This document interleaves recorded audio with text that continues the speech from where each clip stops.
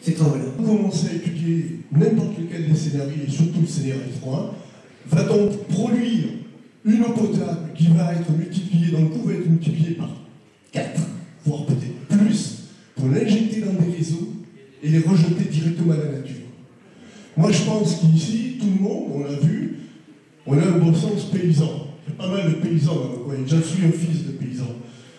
Eh bien, on ne va pas faire passer la charrue avant les bœufs. Commençons d'abord par améliorer nos réseaux, diagnostiquer les fuites. Je ne suis pas certain que ça a été fait. Vous avez fait un diagnostic de production et un diagnostic de consommation, mais ce qui se passe entre les deux, en fait, consommation, ce qui arrive au robinet des usagers, mais les fuites, quand elles étaient diagnostiquées, y a-t-il eu une sectorisation de l'ensemble des réseaux sur le canton ou la Concôme? Je ne sais pas.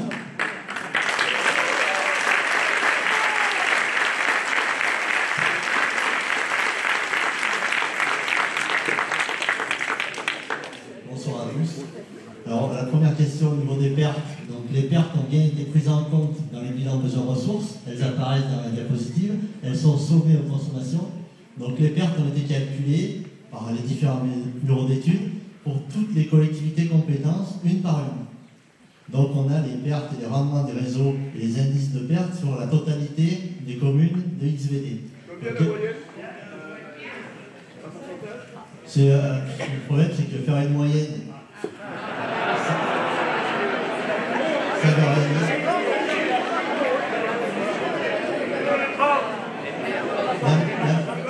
La moyenne sur XVD, la moyenne, elle est un peu plus de 70%. Et ça ne veut pas dire pour autant. Oui.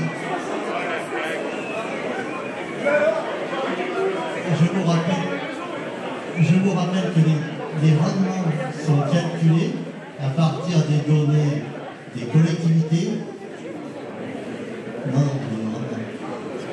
30 de pertes. Le rendement, il est à 70, 30 de pertes.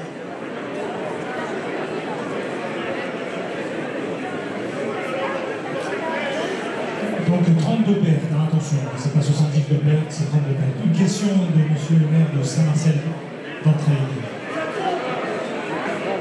Oui. Bonsoir. Non, pardon, monsieur le maire, il veut terminer le propos, je crois qu'il est pas pardon. Là, au niveau des pertes, donc, ça a été intégré, donc c'est bien 30% qui sont en moyenne perdus. Ça ne veut pas dire pour autant qu'il n'y a pas des secteurs où on n'en perd pas plus que d'autres. Il y a des secteurs qui sont plus filières que d'autres et des communes qui sont en moins bon état au niveau des réseaux que d'autres. Donc la moyenne, bon, voilà, elle est ce qu'elle est. Donc les pertes, elles ont été intégrées donc, au niveau des calculs.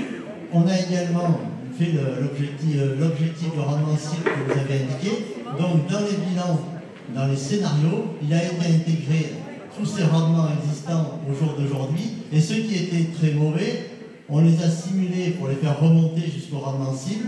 Donc effectivement, il y a également du renouvellement de réseau en plus.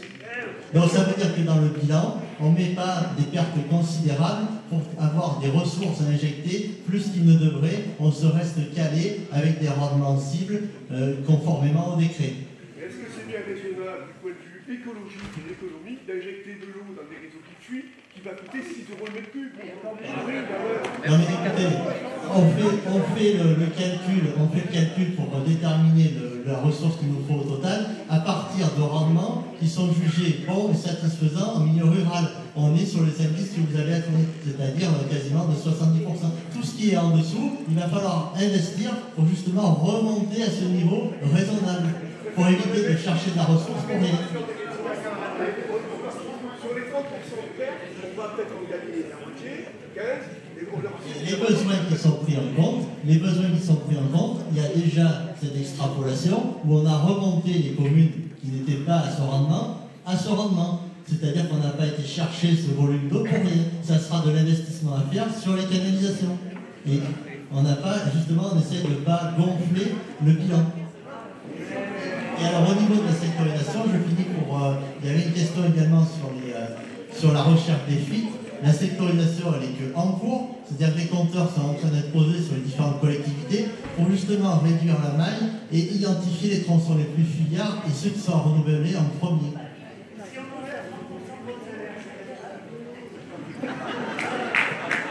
Quel est le rapport?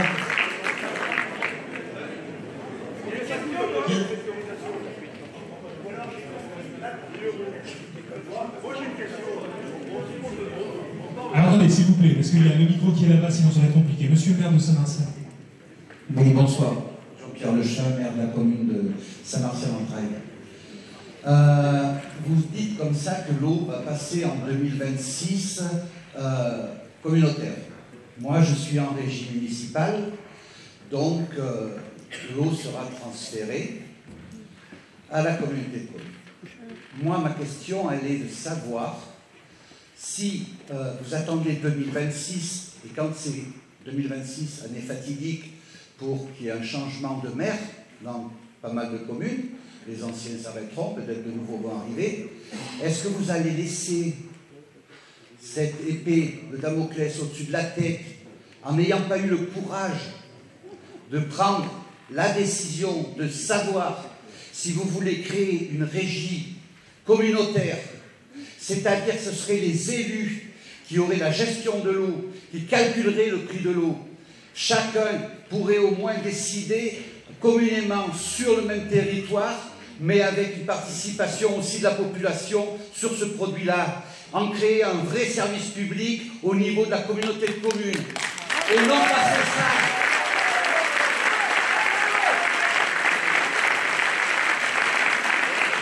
Et non passer ça à des actionnaires tels que Veolia, l'Assor, la Lyonnaise et la Générale.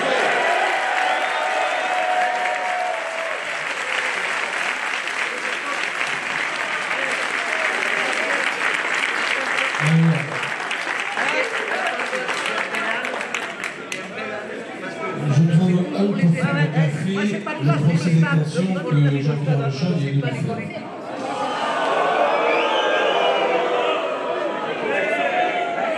Alors on serait, nous, des élus qui sont portés par, comment on appelle ça, les multinationales, pour les forces occultes.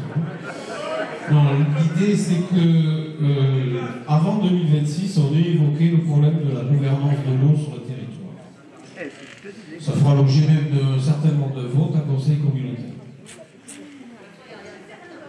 Ce que je voulais signaler, juste, le monsieur se demandait si les élus, si un jour on allait pouvoir avoir le pouvoir sur l'eau et tout. Et je vais peut-être compléter aussi ce dont monsieur Repère parlait tout à l'heure sur les gens qui fait les études et pour qui. Le groupe de gens que vous voyez, c'est pas des gens qui font simplement des études, c'est des gens qui derrière vous proposent de vous fabriquer toute l'usine de potabilisation. Ils sont juste partis. Allez tous sur leur site, allez sur dejean.com, ils commencent, on fait les études et derrière, on vous fournit la solution. Par exemple, juste au rond-point d'Albi, la petite prise d'eau pour les pompiers, c'est eux qui l'ont réalisé. Plein de travaux autour de Beaulieu, c'est eux qui l'ont réalisé. Est-ce que je mens, monsieur Charbonnet?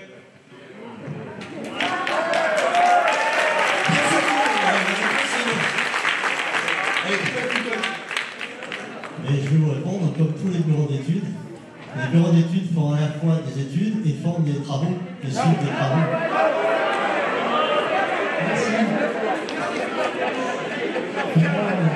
En effet, vous avez raison, mais si jamais on prenait le scénario avec la consommation de ressources, les travaux, vous savez bien qu'on fera des travaux sur le scénario 1, et ils accompagneront celui-là ou un autre. Il y aura toujours un bureau d'études pour accompagner les travaux, quels qu'ils soient, que ce soit le scénario 1, le 2, le 3 ou le 4. Conflit d'intérêt. Oui. Tous les points positifs sur là où ils chopent tout le pactole. C'est pas vrai. Le scénario 3 tel que vous l'avez présenté à la commission de vote, tous les points positifs c'était la solution qui allait arranger le groupe de gens, et tous les points négatifs, c'est tous les points que tout le monde soutient ici. Vous êtes tout seul.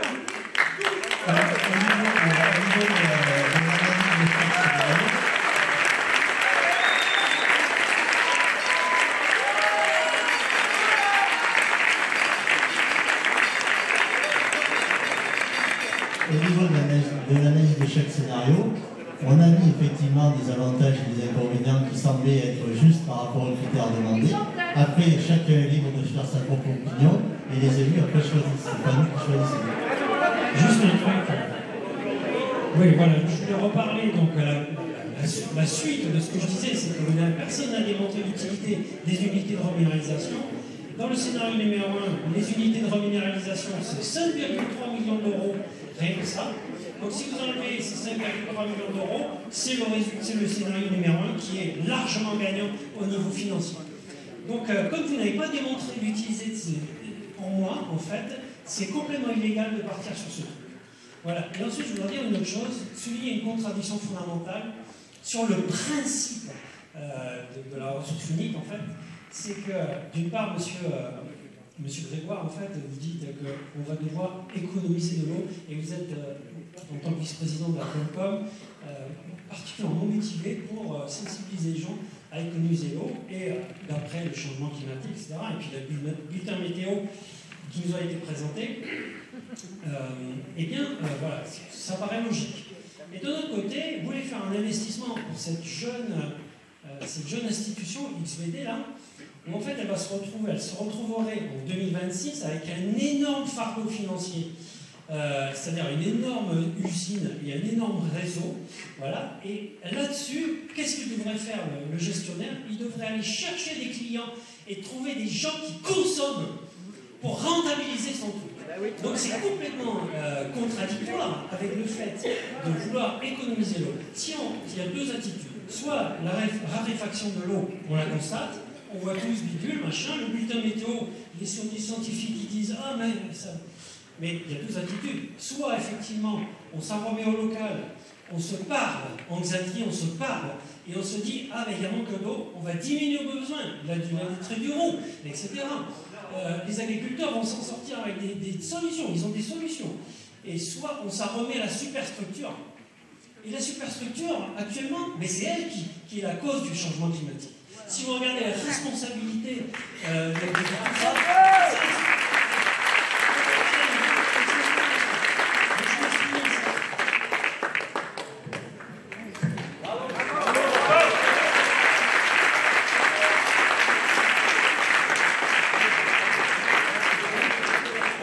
Il y a deux questions aussi. Stéphane Pardou, qui est conseiller communautaire et adjoint. Ah, c'est Christian, pardon, c'est Stéphane Christian Père, maire de Saint-Martin-la-Mienne. Donc, j'ai vu le scénario 1 et je voudrais quand même revenir un peu là-dessus, sur le fait qu'on nous imposerait de prendre de l'eau argentale. À 1 km de notre principal château d'eau, il y a la ressource de Frégnac. Alors, Frégnac a été nommé comme avec de l'atrazine. Alors, je vais vous faire un peu d'historique. L'atrazine, c'était un champ de maïs que cultivait un paysan qui est décédé il y a quand même plus de 15 ans. Et ce champ de maïs, depuis, c'est devenu, c'est plus du maïs, c'est des taillis, c'est des bois. Et donc, l'atrazine, il y a un taux qui est pratiquement à la norme. Donc, on peut penser, puisque M. Laroche dit qu'on calcule jusqu'en 2050-2070, que peu à peu, ce taux va diminuer. Alors, et il faut savoir aussi que cette eau est distribuée actuellement, sans problème, sur Saint-Basile et sur Frégnac. Donc, voilà. Alors, nous, on se pose la question de savoir pourquoi on distribue de l'eau actuellement avec ce taux très bas, donc, qui n'est pas apparemment... qui est donc consommé par les habitants de Saint-Basile, et pourquoi nous, on ne pourrait pas prendre cette eau qui permettrait d'alimenter par gravité Saint-Martin, Saint-Martien et le Gibanel, puisque la grosse question aussi du scénario 1, c'était d'alimenter le Gibanel avec les pompes qui montent à Saint-Martin et à Saint-Martial. Donc, ce Gibanel que je ne vois plus apparaître dans le scénario 1, dans le scénario, je ne le vois plus dans la première phase. Alors je ne sais pas où il a disparu, où il a passé. Donc voilà, je voudrais dire que quand même c'est des études à long terme, et on peut penser que ces taux, puisque c'est plus utilisé le champ, ça va diminuer à l'avenir. Donc moi je pense qu'il faudrait quand même étudier le fait de traiter cette eau de Frégnac qui a 300 mètres cubes de réserve. Voilà, donc je sais pas. Il sera dilué. Deux réponses, une sur en effet la source de Frégnac, a-t-elle des soucis de pollution? Alors, on va être un tout petit peu plus précis. Il ne s'agit pas dans la source de Freinet qui est mentionné, vous n'allez pas on vous a transmis il n'y a pas plus tard que quelques jours les résultats. Donc ce n'est pas de l'atrazine qui est présent, c'est les métabolites de pesticides. C'est la produit de dégradation d'atrazine. Je ne sais pas si parmi vous, plusieurs personnes ont regardé le complément d'enquête qui est passé la semaine dernière. La problématique des métabolites de pesticides est assez récente puisqu'on ne cherchait pas ces molécules jusqu'à présent. Donc aujourd'hui, on a des molécules de dégradation d'atrazine qui est pourtant un produit interdit depuis plusieurs années. D'accord. Certes, elle est en quantité non conforme depuis qu'elle est surveillée. C'est-à-dire qu'on a mis en place à l'ARS, quand on a vu la première non-conformité, un suivi dit renforcé afin de qualifier cette non-conformité, afin de savoir dans quel type de non-conformité elle se range, pour savoir si on peut vous proposer une substitution de la ressource, une dilution de la ressource, ou tout simplement une interdiction pure. Une interdiction pure de celle-ci. Pour pouvoir prononcer la décision qui est adaptée à la situation, on a besoin d'un peu plus d'éléments. Il se trouve que l'atrazine déséthyle, donc puisque c'est le nom de cette joyeuse molécule, a été présente et retrouvée à des concentrations supérieures à la norme, donc de 0,14 microgrammes par litre en 2021. Alors, laissez-moi terminer, je vous prie. Je pense que j'ai eu la politesse de vous écouter, ou peut-être écouter la réponse. Donc, elle était non conforme en 2021. Il se trouve qu'en 2022, en effet, on est redescendu en dessous de la norme. Mais je ne vais quand même pas vous apprendre quelque chose en vous disant qu'en 2022, nous n'avons que très peu de précipitations, donc il y a probablement eu peu de percolation des éléments métaboliques dans l'eau. Donc,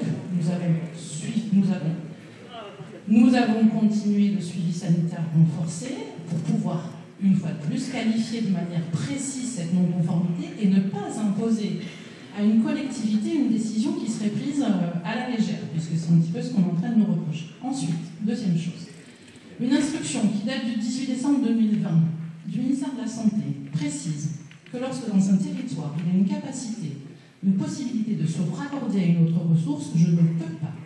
La réglementation m'interdit de vous reconnecter à une source que l'on sait polluer. Moi, je ne connais pas la personne qui, aujourd'hui, prendrait cette responsabilité que de dire « je vais connecter ma commune à une source que je sais, dès à présent, polluée par des molécules de pesticides et dont je ne peux absolument pas garantir la dynamique de cette pollution ». Je rappelle, l'atrazine a été interdite depuis plusieurs années. On en trouve aujourd'hui des résidus, des produits de dégradation. Je voudrais voir qui, aujourd'hui, prendrait la responsabilité dans le contexte sociétal, environnemental que nous connaissons, de dire, eh bien oui, moi, Banco, je signe, il y a de l'eau, elle est un petit peu polluée aux pesticides, mais c'est pas grave, hein, elle est en dessous de la norme. Et oui, alors, je continue. Il est bien entendu que si la non-conformité était précisée à Saint-Basile-de-la-Roche, nous serions contraints, de toute façon, de proposer une procédure qui vivrait, soit on dilue la ressource actuelle, soit on la substitue à une autre ressource, soit on la traite. Moi, on est aujourd'hui, nos services sont là pour qualifier, on va dire, les exploitants d'eau, donc dans nos jargons ça s'appelle des PRPDE, personnes responsables de la production et de la distribution d'eau, sont soumises à une obligation de résultat, pas de moyens. Moi, je n'imposerai pas une source, 2 sources, 3 sources, 18 sources, 20 sources, 80 sources. Le principal, c'est que toutes les sources diffusent du non conforme. C'est ça, ma priorité, moi, elle est là aujourd'hui. C'est distribuer une eau conforme à l'ensemble de la population. Une eau conforme. Une eau conforme. Alors, une eau conforme à tout le monde et qui pourrait garantir la santé de tous les concitoyens. C'est la même eau, à Toronto, à Marseille, à Chicago, sur la Lune. C'est ça la conformité. C'est-à-dire qu'en fait, vous voulez qu'il y ait la même eau partout. Mais c'est absolument pas ce qu'on vous dit. On vous dit juste que l'eau que vous distribuez en tant qu'exploitant d'eau doit être conforme. 0,10 pour 0,10, 0,14 pour 0,10.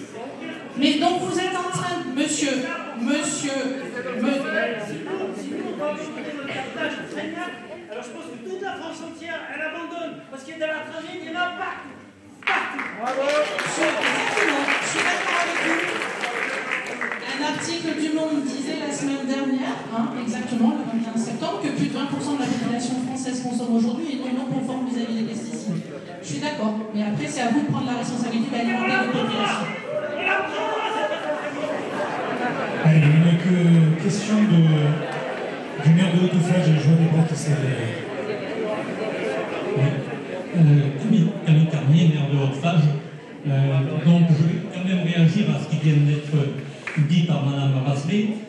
C'est vrai que, et je ne remets pas en cause ce qu'elle vient de dire, que 20% par rapport au monde, 20% des abonnés boivent de l'eau qui est non conforme par rapport aux pesticides. Donc je pense que le problème des pesticides, il est peut-être à placer en priorité par rapport à la reminéralisation, parce que l'on sait aussi que les matériaux, on parle de dégradation des métaux, que les matériaux d'installation dans les maisons et autres évoluent, qu'aujourd'hui les installations ne sont plus faites exclusivement en cuivre.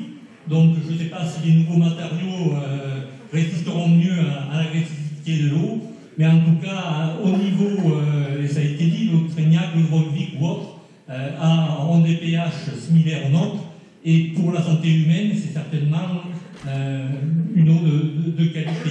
Alors, je veux bien qu'elle ait des conséquences sur nos installations, mais quand on voit ce qui se passe, et qu'on a vu l'émission la semaine dernière, je pense que les pesticides, c'est une priorité numéro 1, puisque le pH, moi je suis élu depuis pas mal de temps, ça fait des années qu'on en entend parler.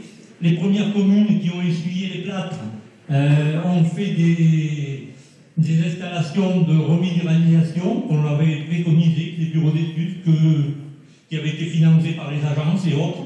Et puis à base de merle, je crois que c'était un calcaire marin qui a été employé pour justement reminéraliser l'eau. Eh bien, même si ça a été financé, ces communes ont fait des investissements et quelques années après, eh bien, on ne pouvait plus exploiter les gisements de merle marin. Donc ces installations-là, on leur a dit, il faut trouver une autre solution.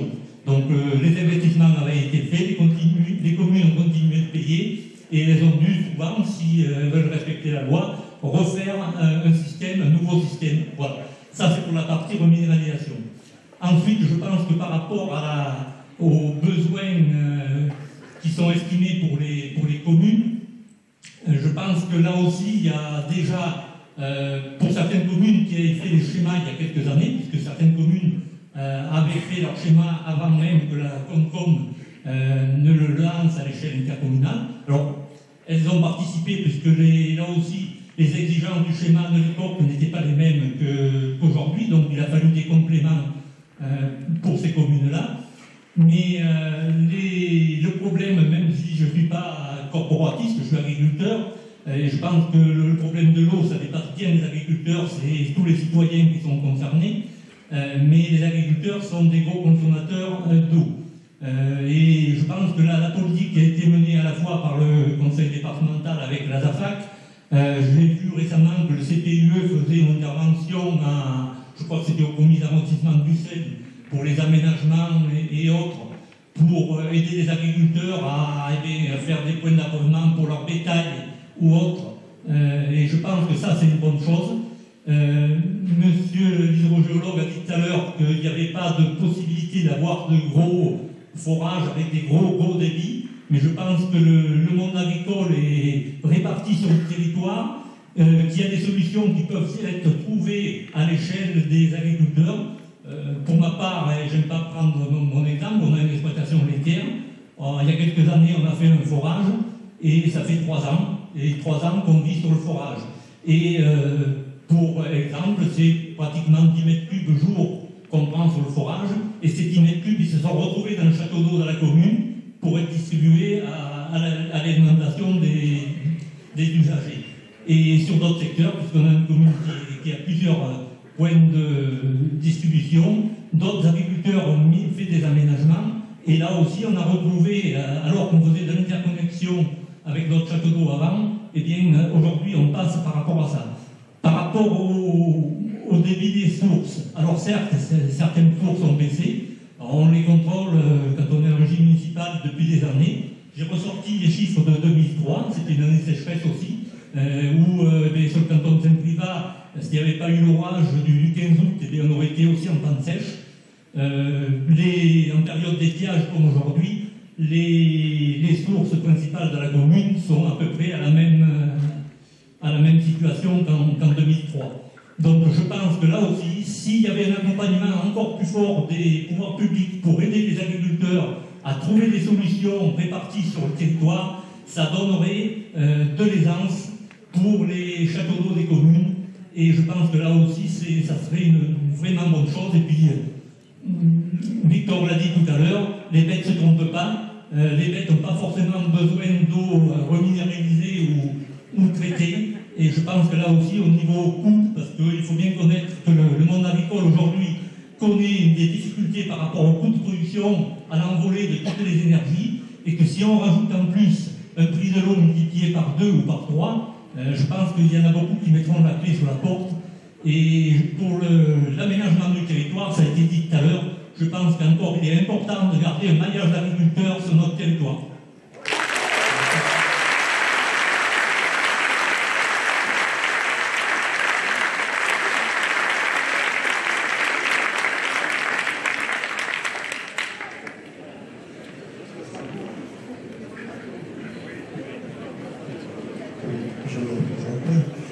C'est juste pour compléter les propos, je crois, du maire de Saint-Martien-Ventrailles.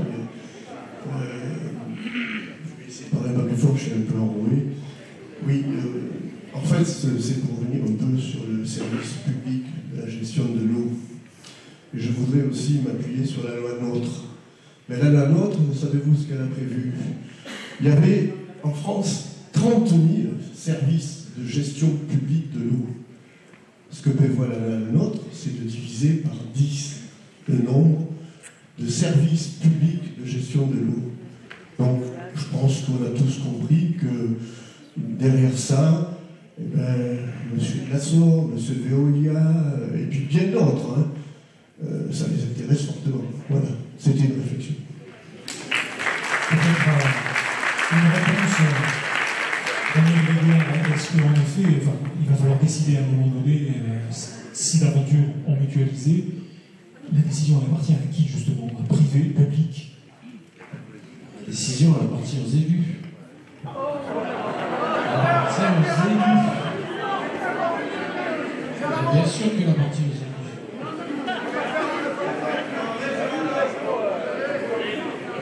Allez, une question supplémentaire. Alors, il y a les maires qui réagissent beaucoup, qui ont des facilités. Il faut penser aussi au grand public. Il ne faut pas que les maires prennent le pouvoir là-dessus. Vincent Ressé, le maire de Monceau. Et nous, on s'en passait? Non, non, vous ne sentez pas mauvais. On va s'approcher de vous.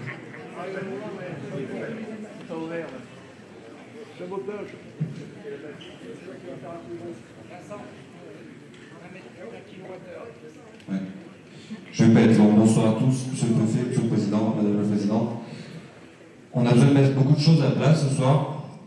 Et je pense que c'est le moment ou jamais d'essayer de faire table rase de ces histoires un peu glauques de cette dernière année.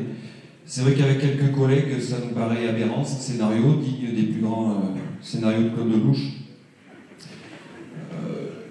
Le coût d'investissement, alors ça, nos cabinets d'études, ils sont pour rien, mais être exposé depuis, il méritera, quels que soient les scénarios futurs qui seront étudiés, d'être réévalués. Le coût de fonctionnement, alors ça c'est une aberration par contre de nos bureaux d'études, 1% de hausse tarifaire de l'électricité qui est retenu dans les études. On est en moyenne à 4, 5, et là comme vous le savez ces derniers mois ça explose encore plus. Je pense qu'il faut que tout le monde ait à l'esprit que le scénario qu'on choisira, il devrait être partagé par tous. On a obligation d'avertir nos populations, on a obligation d'en échanger avec vous tous. Moi j'ai un petit quand même quelque chose d'amer que j'ai envie de sortir ce soir et je pense que ça sera fait, c'est la façon dont nous, élus, et là j'englobe les 13 ou 14 autres communes, la forme de déni, voire même parfois beaucoup plus, dont on a été victime, mais je ne suis pas là pour faire la victime, je dis simplement il faut sortir tout ça. On nous a dit qu'on n'était pas des ingénieurs, on nous a dit qu'on n'était pas des bricoleurs. Ceci dit, on essaie simplement de faire preuve de bon sens, de pragmatisme, comme nous l'ont appris nos anciens. Je crois que la Corrèze est une terre de résistance, là, vous avez écrit en été une, mais peut-être qu'aussi un peu de ça au fond de nous. C'est pas par plaisir d'embêter qui que ce soit, c'est simplement qu'à notre sens, on va droit dans le mur.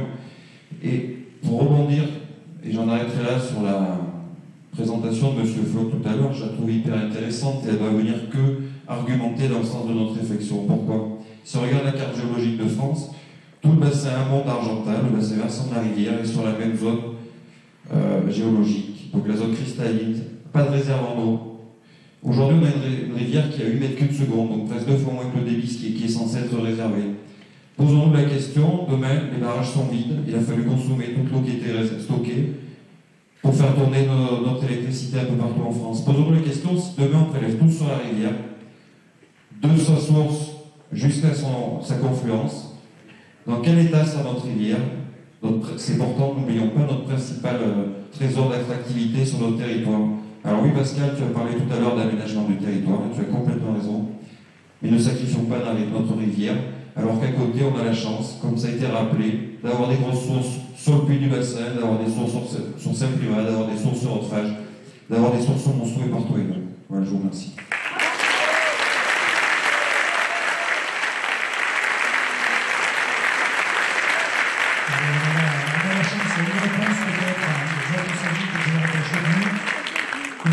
D'EDF, on a la chance d'avoir notre délégué territorial qu'on connaît bien, les élus, David Thomas, donc, qui est questionné. Bonsoir à tous. Juste pour le débit garanti au barrage du Sablier, donc à Argentat, il est de 10 mètres cubes secondes et il est respecté aujourd'hui. On a pour la première fois depuis peut-être 20 ou 30 ans descendu jusqu'à 10 mètres cubes secondes, qui est le débit plancher garanti prévu dans le décret de concession. On a un retour du comité sécheresse qui date de vendredi il y a 3 jours, qui nous indique un débit de 8 mètres cubes seconde, voire moins. Oui. On est en discussion avec la réhabilitation de jaugeage de la station millimétrique qui est passée juste à Argentat. Non, c'est un jaugeage, donc on a réalisé un jaugeage exprès à 10 mètres cubes seconde pour vérifier cette valeur, et on est bien conforme, pas de souci, et ça partageait avec la réhabilitation. Pour ce qui est de la réserve à l'amont, ce qu'on peut dire, c'est que effectivement, les grands barrages, on a quand même un volume significatif à l'amont. On a calculé qu'en phase d'étiage, en phase de côte estivale, puisqu'on a des côtes touristiques sur la retenue du nord des Orgues, on peut estimer qu'on a 300 millions de mètres cubes disponibles utiles. Après, c'est sûr que si on a un hiver extrêmement difficile et un printemps extrêmement sec, on n'aura pas les 300 millions qui seront disponibles tout de suite. Ceci dit, normalement, en ayant la gestion intégrée de l'ensemble des ouvrages, on a quand même vraiment la latitude pour garantir un minimum de 10 mètres cubes secondes. Sans les barrages cet été, vous auriez eu 4 mètres cubes secondes, 3 mètres cubes secondes dans le pire des cas, et on a mis à ce moment-là, on était à 16 mètres cubes secondes, on est descendu en septembre à 10.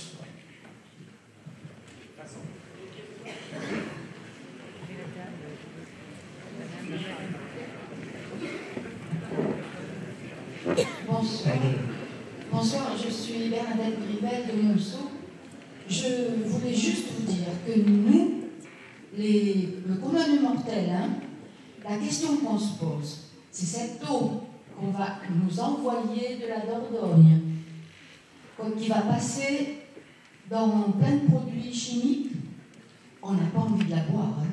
Alors que même la nôtre, si elle est un peu polluée, oui, on la boit avec plaisir.